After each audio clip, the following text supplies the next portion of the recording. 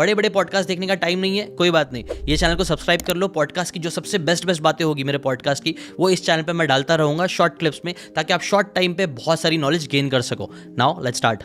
मेरा खास तौर से उन माँ बाप के लिए जो डरते हैं अपने बच्चों को भेजने से, मेरा ये मानना है कि अगर आपके घर में एक कलाकार हुआ है और उसने 14, 15, 16, 17 साल या 20 साल की उम्र में ये डिसीजन लिया है कि उसे एक्टर बनना है, फिल्म मेकर बनना है, राइटर बनना है, डायरेक्टर बनना है, सिंगर बनना है, आप घबराइए मत, आप खुश होइए। क्योंकि इस उम्र में बच्चे तय ही नहीं कर पा रहे हैं कि उन्हें क्या करना है। आपके बच्चे ने एक जिम्मेदारी ली है, जवाबदारी ली है कि मुझे ये बनना है, वो तय कर चुका है। अब उसको जवाबदारी दे दीजिए कि तू बन के दिखा, कि तू अब इस पे टॉप पे पहुंच के दिखा। क्योंकि एज ए पेरेंट हम डिसाइडिंग फोर्स नहीं होने चाहिए, हम गाइडिंग फोर्स होने चाहिए कि वो जिस दिशा में जाना चाह रहा है हम उसको गाइड करें। मैं अपने करियर में अभी तक, एकेडमी के करियर में 846 पेरेंट्स को मना चुका हूँ इस बात से, उनका डर दूर कर चुका हूँ कि हाँ उनकी इंडस्ट्री में आना चाहिए बच्चा। अरे ये बहुत अच्छा, ये भी नया क्वेश्चन आ गया, मैं इंक्लूड करना चाहूँगा। कई बार लोग ना, बच्चे मतलब स्टूडेंट्स मेरे भी रहते हैं, वो लोग पूछते हैं मुझसे कि मेरे पेरेंट्स को, उस बच्चे ने डिसाइड कर लिया कि उसे शायद कंटेंट क्रिएटर करना है, कुछ तो बनना है, कुछ तो करना है, बिजनेस करना है, मे बी 2 चीज़ें यूजुअली रहती है, लेकिन माँ बाप नहीं मान रहा है। तो उनके लिए आप क्या सजेस्ट कर रहे हो, कैसे मनाएं या क्या करें? एक्सपर्ट काउंसलर हैं मेरे पास, अगर वो चाहें तो सीधे पेरेंट्स की बात कराएं। पेरेंट्स क्यों मना करते हैं, उनके कुछ डाउट्स होते हैं, फियर होते हैं, क्योंकि इसको मेन स्ट्रीम करियर नहीं माना जाता ना, कंटेंट क्रिएशन को, फिल्म इंडस्ट्री को।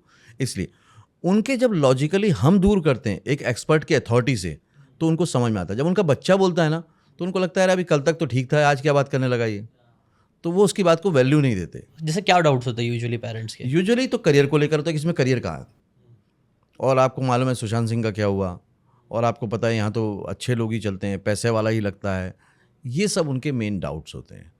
तो जबकि इसमें से कुछ भी ठीक नहीं है, मतलब कुछ भी बात नहीं है। और फिर वो बोलते हैं कि यार फिर भी प्लान बी तो होना चाहिए, और मेरा मानना लाइफ में प्लान बी होना ही नहीं चाहिए, ज़रूरत ही नहीं है। हमें कभी लाइफ में प्लान बी मिला ही नहीं। हम जब पैदा हुए तो हमारे माँ बाप के पास प्लान बी था क्या? हमारे पास था क्या? है ना? ऑल इन एटीट्यूड होना चाहिए। हाँ, बस एक ही काम करो, ज़बरदस्त तरीके से करो, वही है काय का प्लान बी। प्लान बी अगर जब भी लाइफ में होगा ना, तो प्लान ए में जब भी प्रॉब्लम आएगी, प्रॉब्लम तो आएगी, तो अब सीधा प्लान तो वो प्लान बी पे आप शिफ्ट हो जाओगे और वो आपका प्लान ए बन जाएगा। तो भी देखा जाए तो प्लान बी नहीं है, समझ रहा हूँ। आप पहले से ही लेके चले हो तो वो तो नहीं हो पाएगा, पॉसिबल नहीं है। ज़्यादातर लोगों का वही होता है।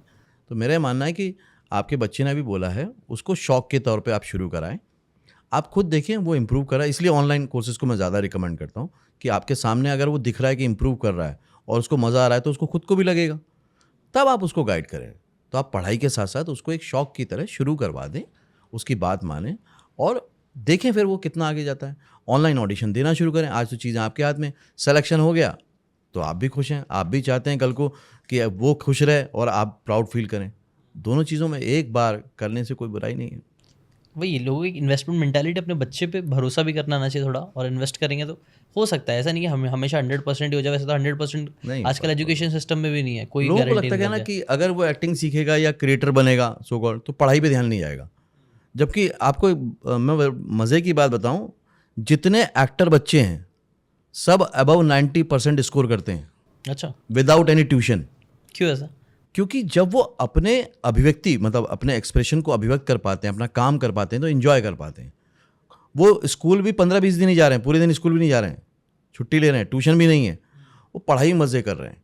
क्योंकि अगर आप डायलॉग याद करना और समझना सीख रहे हो, तो पढ़ाई चीज़ क्या है यार, वो तो यूँ हो जाता है। फिर आप सब लोगों से मिलते जुलते हो, तो आप जो ज़िंदगी भी साथ में सीख रहे हो। एक बच्चा स्कूल जाता है, ट्यूशन जाता है, क्या सीखता है?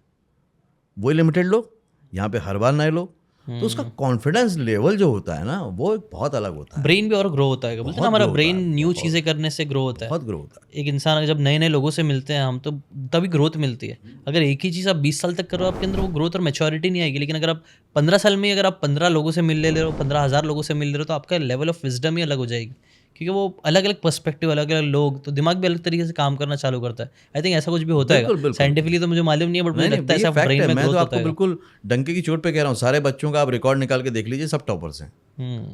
अगर आपको ये बातें काम की लगी होगी तो do check out the full podcast यार, जाके देखो, डिटेल में चीज़ों को समझो, तब ज़्यादा अच्छे से समझ में आएगा, ज़्यादा अच्छे से आप अपनी ज़िंदगी में चीज़ें अप्लाई कर पाओगे। Thanks so much and subscribe this channel.